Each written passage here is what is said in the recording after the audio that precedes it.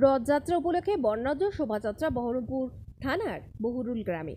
আজ সনাতন ধর্মাবলীদের অন্যতম ধর্মীয় অনুষ্ঠান শ্রী শ্রী জগন্নাথ দেবের রথযাত্রা উৎসব।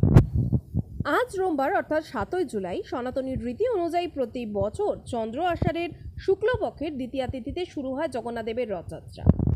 বর্ণাঢ্য শোভাযাত্রা সহ নানা ধর্মীয় অনুষ্ঠান মেলার মাধ্যমে আনন্দমুখর পরিবেশ ও 5 দিন ব্যাপী শ্রী শ্রী জগন্নাথ দেবের রথযাত্রা মহোৎসবের আয়োজন করা হয়েছে।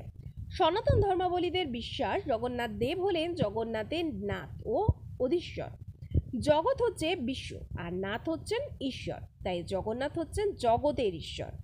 তার অনুগ্রহ পেলে মানুষের মুক্তি লাভ হয়, জীবরূপে তাকে আর জন্ম নিতে হয় না। এই বিশ্বাস থেকেই রথের ওপর জগন্নাথ দেবের প্রতিমূর্তি রেখে রথ নিয়ে যাত্রা করেন সনাতন ধর্মাবলীরা।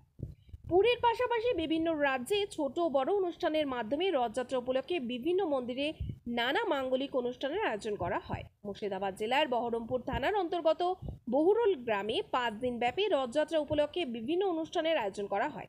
প্রথম দিন অর্থাৎ আজ রবিবার রয়েছে গ্রামের মন্দির থেকে রথ বের করে বর্ণাঢ্য শোভাযাত্রা। এই শোভাযাত্রা করে গ্রামের মানুষ রাস্তায় বেরিয়ে আসেন। রথ নিয়ে খোল করতাল বাজিয়ে হরিনামের সঙ্গে গোটা গ্রাম পরিক্রমা করেন ভক্তরা। সাথে থাকে বিভিন্ন রকম থিম ও ব্যান্ড পার্টি বাজনা। আর এই বর্ণাঢ্য শোভাযাত্রা ঘিরে গ্রামের মানুষের অনুমোদনা থাকে চোখে পড়ার মতো।